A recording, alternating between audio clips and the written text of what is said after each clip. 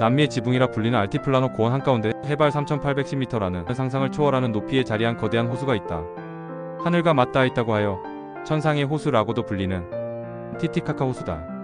이 신비로운 호수 한복판에는 육지도 암석도 아닌 갈대만으로 이루어진 부유하는 섬들이 떠다니고 있다. 이 섬들은 총칭하여 우로스라 불리며 이곳에서 수백 년 동안 전통적 삶을 이어온 우로족이 터전을 이루고 있다. 이들은 호수의 갈대, 즉 토토라를 엮어 땅처럼 단단한 부유섬을 만들고 그 위에 집과 교회, 학교, 상점까지 지어 살아가며 마치 인간이 만든 또 하나의 생태계처럼 독특한 세계를 형성하고 있다. 우로스 섬은 자연이 만든 것이 아니라 우로족이 직접 만들어 유지하는 인공섬이다. 섬을 구성하는 토토라는 티티카카 호수 주변에 흔하게 자라는 갈대의 일종으로 줄기가 매우 튼튼하고 물에 잘 뜨며 말리면 가벼워지는 특징을 가지고 있다. 우로족은 수천 년 동안 호수에서 나고 자란 이 갈대를 잘라 묶고 층층이 쌓아 올려 하나의 거대한 뗏목과 같은 섬을 만들어 왔다. 기초 부분에는 토토라의 뿌리 덩어리, 치노라는 부력 덩어리를 사용한다. 이 덩어리들은 물 위에 자연스럽게 뜨기 때문에 섬의 바닥 구조를 견고하게 받치는 역할을 한다. 섬의 두께는 대개 2-3m 정도가 되는데 이는 수천 개의 갈대가 압축되어 쌓여있는 구조다.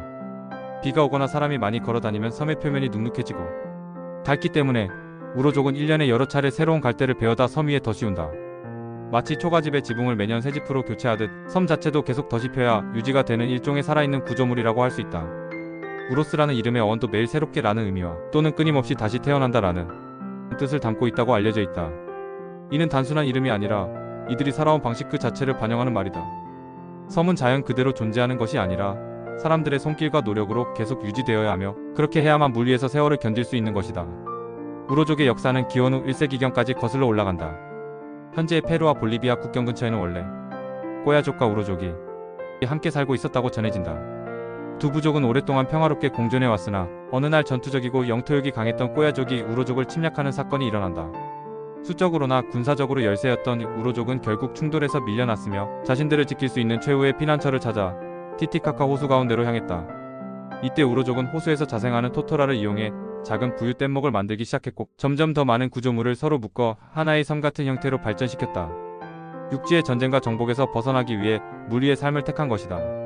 그렇게 시작된 피난 생활은 잉카 제국의 확장기 그리고 16세기 스페인 정복 시대를 거치며 더욱 굳어졌다. 강력한 지배 세력은 언제나 육지를 중심으로 통치권을 행사했기 때문에 호수 한가운데 떠있는 우로스 섬은 외부 세계의 간섭으로부터 비교적 자유로운 피난처이자 생존 전략이 될 수 있었다. 그러나 오랜 세월 동안 육지 문화와 단절된 채 살아온 우로족의 고립은 또 다른 문제도 나왔다. 작은 공동체가 폐쇄적인 환경에서 살아가다 보니 오랜 전통적으로 근친결혼이 이어졌고 촌수에 대한 개념도 현재의 기준과는 다르게 매우 느슨했다고 한다. 현대에 들어서는 외부와의 교류가 활발해지면서 이러한 전통도 점차 완화되고 있으나 오랫동안 이어져온 독특한 사회구조의 흔적은 여전히 남아있다.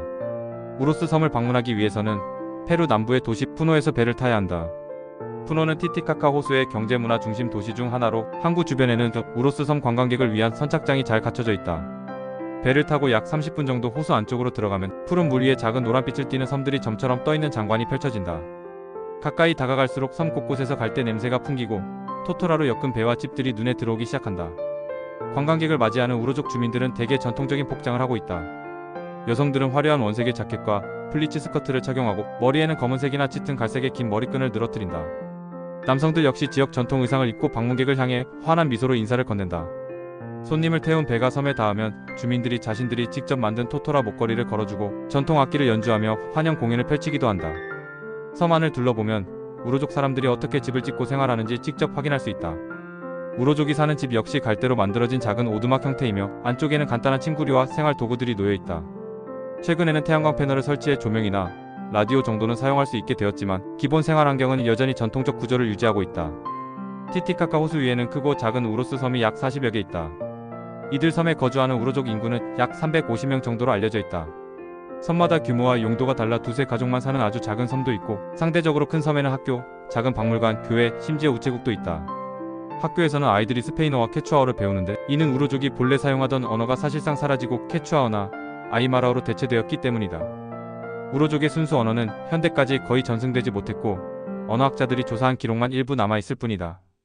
이러한 문화적 변화는 우로족이 역사적으로 얼마나 외부 압력 속에서 생존해왔는지를 보여주는 단적인 예이기도 하다.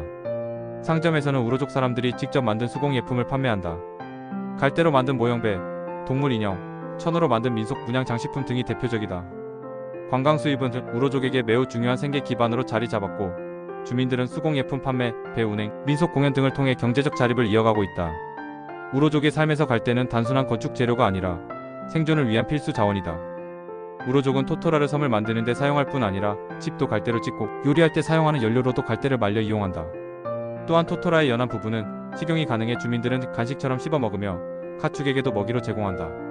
특히 토토라로 만든 전통 배 바루사는 우로스 섬의 상징 중 하나다. 이 배는 이탈리아 베니스의 곤돌라를 닮은 유려한 곡선형 디자인을 가지고 있으며 배머리에는 우로족을 상징하는 퓨마한 머리 장식이 있는 경우도 있다.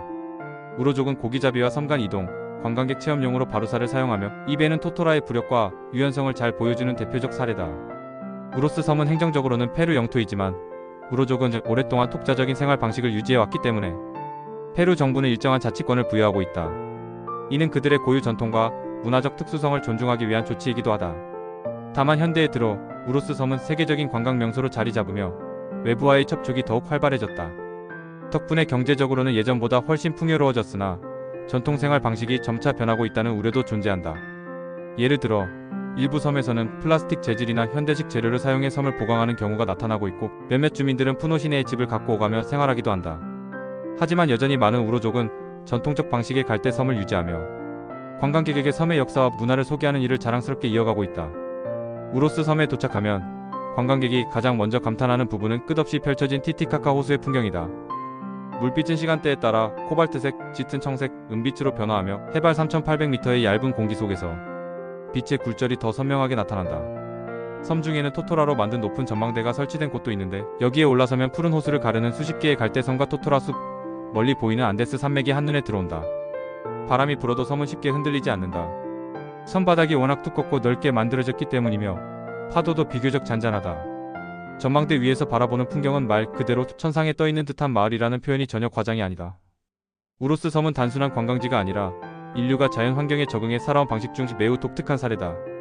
바람과 물, 한정된 자원을 이용해 자신들만의 주거 공간을 만드는 기술은 전통 지식의 결정체이며 세계 어디에도 없는 독보적인 문화유산이다. 또한 인간이 정치적 군사적 압력을 피해 생존하기 위해 선택한 삶의 방식이 수백 년 동안 유지되며 새로운 형태의 공동체로 자리 잡은 매우 흥미로운 사례이기도 하다. 오늘날 우로스 섬은 더 이상 쫓겨난 사람들이 숨는 피난처가 아니다. 이제는 전 세계 관광객이 찾아오는 문화 관광지이며 우로족은 자신들의 전통과 현대적 필요를 균형 있게 맞추기 위해 끊임없이 새로운 방법을 모색하고 있다. 갈대 위에서 시작된 그들의 삶은 지금도 매일 새롭게 이어지고 있는 것이다.